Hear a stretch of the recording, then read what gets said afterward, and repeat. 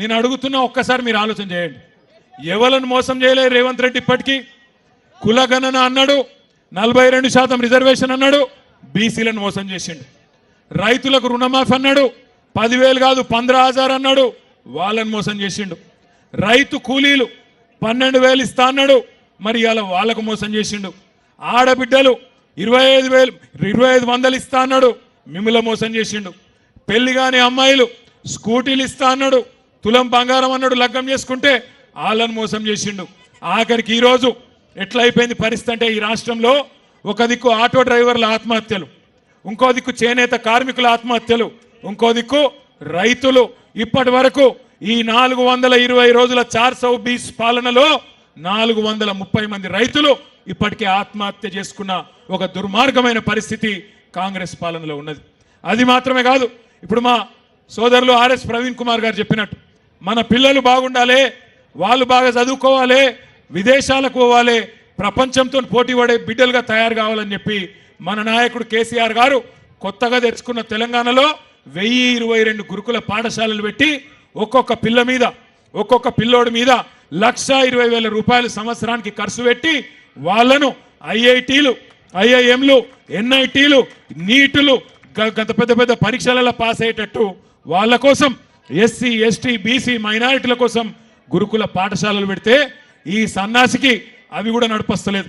ఇప్పటికీ 56 మంది పిల్లలు, 56 మంది బంగారు లాంటి పిల్లలు ఇవాళ ఆత్మహత్య చేసుకునే పరిస్థితి గురుకుల పాఠశాలల్లో దాపురించింది. అంటే ఎంత దరిద్రంగా, ఎంత నికృష్టంగా కాంగ్రెస్ పాలన ఉందో దాన్ని బట్టే మీరు అర్థం చేసుకోవచ్చు. మీ అందరితో నేను కోరేది ఒకటే, ఇంకా ఎలక్షన్లు చాలా దూరం ఉన్నాయి, దానికి ఇప్పుడేం తొందర లేదు. కానీ మనం ఎప్పటికప్పుడు జాగ్రత్తగా ఉండకపోతే, ఎప్పటికప్పుడు చైతన్యవంతంగా ఉండకపోతే మోసం జరుగుతుంది. నేను రైతన్నలందరికీ కూడా విజ్ఞప్తి చేస్తా ఉన్నా, చూస్తుంటే బాధ అనిపిస్తా ఉన్నది.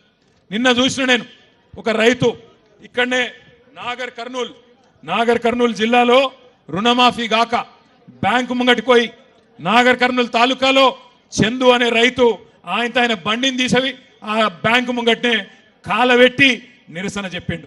మొన్న ఒక నెల రోజుల కిందట ఆదిలాబాద్లో జాదవ్ రావు అనే రైతు బ్యాంకుకు పోయిండు, తిరిగి తిరిగి బేజారయ్యి ఆఖరికి బ్యాంకులోనే ఎండ్రిని దాగి ఆత్మహత్య చేసుకున్నాడు. మేడ్చల్లో ఒక రైతు సురేందర్ రెడ్డి, ఆయన పోయి వ్యవసాయ శాఖ కార్యాలయంలోనే, వ్యవసాయ శాఖ ఆఫీసులనే తిరిగి తిరిగి బేజారయ్యి, ఇక రుణమాఫీ కాదు, రైతు బంధు రాదు, ఈ దరిద్రంతో, ఈ దరిద్రపు పాలనలో ఏది కాదు అని చెప్పి అక్కడనే సురేందర్ రెడ్డి కూడా ఆత్మహత్య చేసుకున్నాడు. ఒక దిక్కు రైతులు, ఇంకో దిక్కు నేత కార్మికులు, ఇంకో దిక్కు ఆటో డ్రైవర్లు, గురుకుల పాఠశాలల్లో విద్యార్థులు, ఆఖరికి నిన్న ఇయ్యాల మొన్న వేణుగోపాల్ రెడ్డి అనే ఒక తమ్ముడు రియల్ ఎస్టేట్ చేసుకొని బతుకుతుండే రియల్ ఎస్టేట్ ఏజెంట్, ఆయన కూడా ఆత్మహత్య చేసుకున్నాడు. అట్లే నిన్న ఇంకో తమ్ముడు మహేశ్వరం నియోజకవర్గం దగ్గరలో అనుకుంటా ఆయన ఆత్మహత్య చేసుకున్నాడు. ఇవాళ ఈ దరిద్రపు పరిపాలనలో ఏ ఒక్క వర్గం కూడా సంతోషంగా లేదు. రేవంత్ రెడ్డి గారు ఇప్పటి వరకు మోసం చేయని వర్గం అంటూ ఏది లేదు. నేను మీ అందరినీ ప్రార్థించేది ఒకటి, దయచేసి మళ్ళీ మోసపోవద్దు. 15,000 అని చెప్పిండా లేదా రైతు బంధు? ఇప్పుడు మళ్ళీ 12,000 అని దానిలో కూడా కటింగ్ పెడతా ఉన్నాడు. మీరు యాది పెట్టుకోండి, రేవంత్ రెడ్డి ప్రభుత్వం వచ్చినాక ఇప్పటి వరకు రూపాయి కూడా రైతు బంధు వేయలే. ఆనాడు ఎన్నికలప్పుడు కేసీఆర్ గారు ఎన్నికల ముందు 7,600 కోట్ల రూపాయలు యాసంగి పంట కోసం రెడీ చేసి పెడితే ఇదే రేవంత్ రెడ్డి, ఇదే కాంగ్రెస్ వాళ్ళు ఎలక్షన్ కమిషన్ కాడికి పోయి ఉత్తరం ఇచ్చి ఆ రోజు ఆపేసిన పైసలు దాదాపుగా 6 నెలల తర్వాత పార్లమెంట్లో మన ఆర్ఎస్ ప్రవీణ్ గారు పోటీ చేస్తున్నప్పుడు ఓట్ల కోసం ఆనాడు పార్లమెంట్ అప్పుడు గవే పైసలు, గవే కేసీఆర్ గారు కూడబెట్టిన పైసలు ఆ రోజు రైతు బంధు మళ్ళేసిండు. తర్వాత వానకాలం ఎగ్గొట్టిండు, మళ్ళా ఇప్పుడు యాసంగి పంటకు మళ్ళా మొండి చేయి చూపెడుతున్నాడు.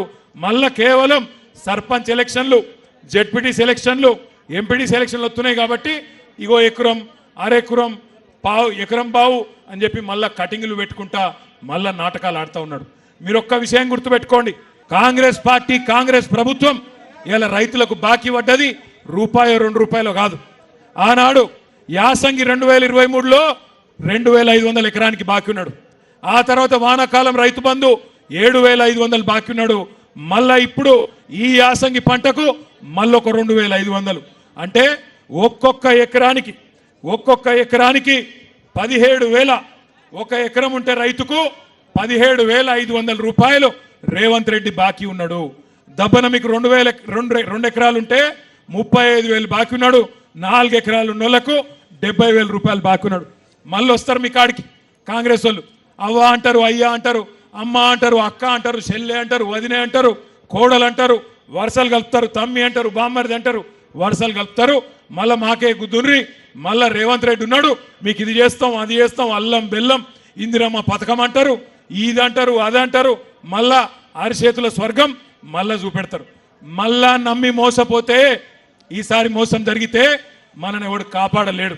అందుకే దయచేసి మిమ్మల్ని కోరేది, ఇంటికొచ్చే కాంగ్రెస్ నాయకులను గల్లా బట్టి అడగండి. ఏమాయ కొడక కేసీఆర్ ఉన్నప్పుడు 10,000 ఇచ్చినప్పుడు బాగుండే, మీ వాడు 15,000 అన్నాడు కదా, ఏడవైంది 15,000 అని అడగాలి. అదేవిధంగా ఆడబిడ్డలు ఖచ్చితంగా అడగాలి.